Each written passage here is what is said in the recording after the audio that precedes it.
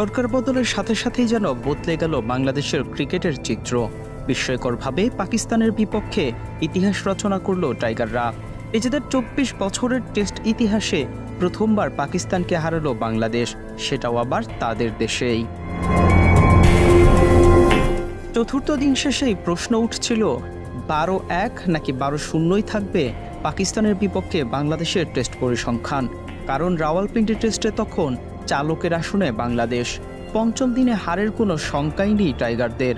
জয় না হলে বড়জোর ড্র হবে ম্যাচ।